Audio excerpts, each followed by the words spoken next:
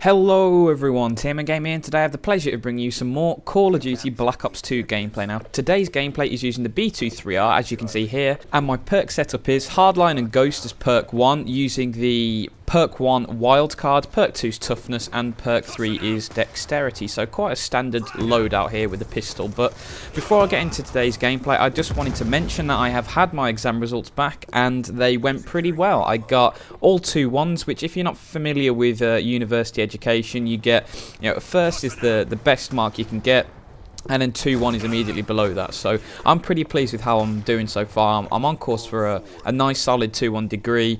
Might even get a first if I absolutely smash my next exams, but that would require a lot of work, so we'll see how that goes. But yeah, I'd just like to thank you guys again for staying patient with me when I took that, month and a half off to revise. I really felt I needed to do that because, these are important exams. They're tough exams as well. You can't just go in and, with a bit of knowledge off the cuff, waltz your way through. You've got to put the work in. You've got to revise.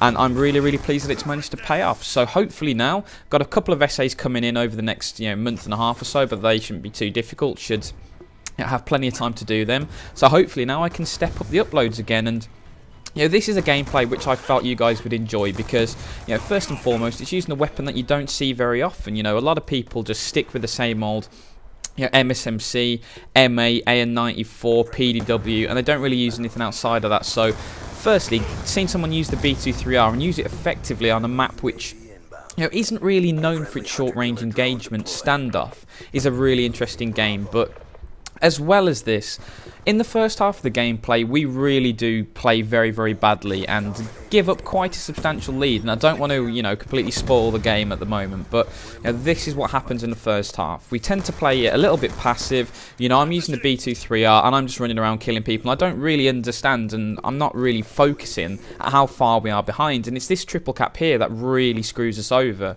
because we got the early B cap, we got ahead, and I just went into autopilot at this point because we do this so often. I mean, I play in a party all the time, and once you've won that initial B cap, we just went mental and we crushed players, and that's what happens. In a game like this, we got that early B cap and I sort of switched off in my head and went, oh, this will be another easy victory. And then I've looked at the score and gone, oh dear, we actually need to start getting on flags here. So in the first half of the game, we're a long way behind, but the second half of the game really shows you how you can turn quite substantial deficits around in Domination with just a little bit of coordinated action. Now, I'm currently rolling in just a two-man party at the moment. It's me and my friend Brett, I've played with him for like 3 or 4 years now, so we've played Call of Duty a lot. We know each other's play styles a lot, and we managed to coordinate a team here pretty effectively in the second half. So you can begin to see here from now on, I'm beginning to realise, oh dear, we're quite a long way behind. And I immediately shift over towards B-Dom because capturing objectives in Domination isn't just about throwing yourself on flags and suiciding all the time. You have to establish map control, and I've talked about map control before, but it really is absolutely essential, especially when you're running a smaller party, because when you're running a full 6-man party, you tend to run with players who are pretty decent, and so you can rely on them to patch holes in where you are and in your line and sweep back and kill flankers and stuff like that. When you're playing with randomers, you can't expect that to happen because the vast majority of people you run into online are terrible. They're absolutely terrible. And you see this whenever you're playing with good players. You'll play with guys on your team, and there'll be 3 randomers on your team, and they'll finish in the bottom 3, but they'll all go fairly decent. They'll get decent scores. In the next match, the teams will switch up. They'll go on the other team, and they will be on the wrong end of a pretty serious ass-whooping. So you begin to see that the vast majority of these guys online are terrible, and you need to go into games with this mindset.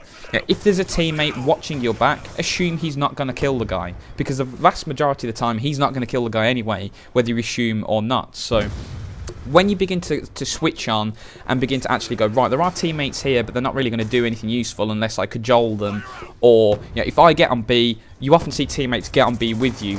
It's strange. They don't often seem to take the lead themselves. So what you have to do in the second half of a Domination game is be proactive. You need to get on B flag, because the first major advantage of doing that is it throws your teammates onto the front foot. If you're trying to battle on B, push the enemies off, your teammates naturally seem to follow you around and push up the map. And that's exactly what you need. You need your team to push up beyond B-Dom to help you secure it and hold it, because you see a lot of people decide to set up a camp spot overlooking B but a long way behind it.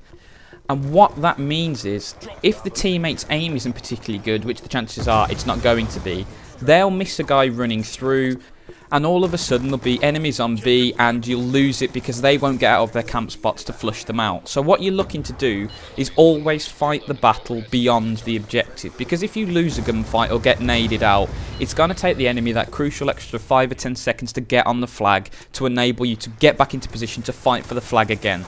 And once you've pushed them off, you step up again, move beyond the flag, and rinse and repeat. And this is what we managed to do very, very effectively here.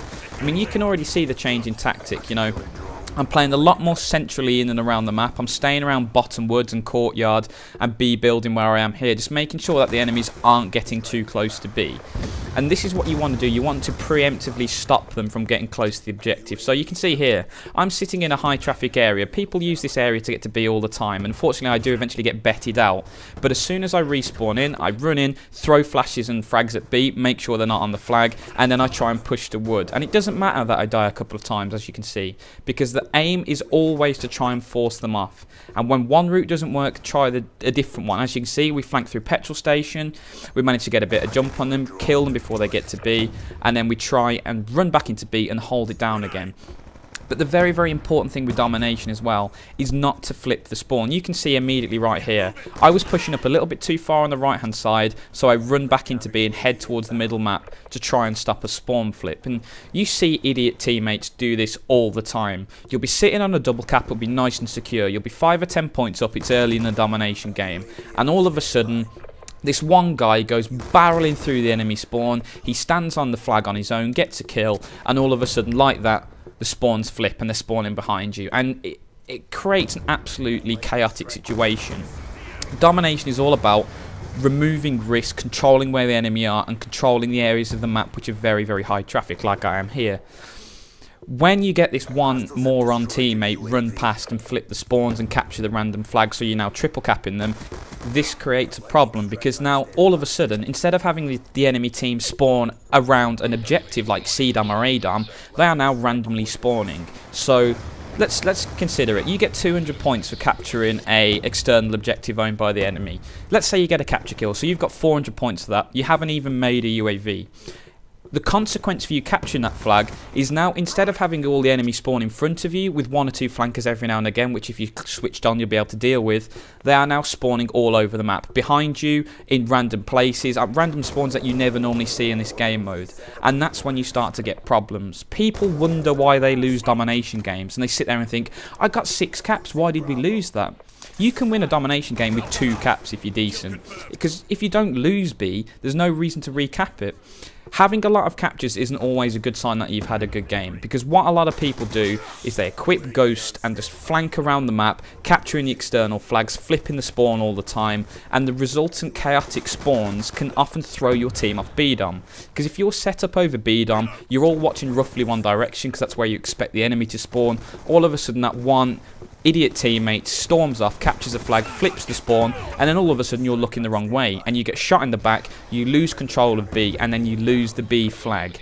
And little tiny things like that really can balls your team effort up in Domination. So you need to be very, very careful not to do that.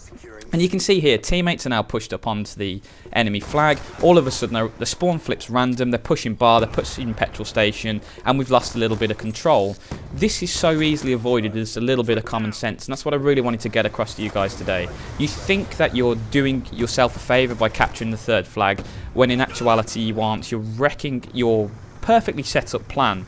So try and stay a little bit more patient in Domination. Try and control just the 2 flags like we did for the second half of the game. And you can see here how easily we turn that back. In just a little bit of discipline, setting up in and around B, getting that very early flag cap, and then just holding it. And this is the way to play Domination. The chaos that you can cause with the spawns by charging around in the wrong areas of the map can be very, very damaging to your win-loss. So guys, I really hope you've enjoyed the video. I hope you learned something about how to play Domination, how to control the map effectively. Because as you saw in round 1, we didn't do that effectively at all and we got punished. But in round 2, we sorted ourselves out and we never looked in danger of losing that game despite the big deficits. So guys, once again, thank you so much for watching the video. I hope you've enjoyed it, and as always,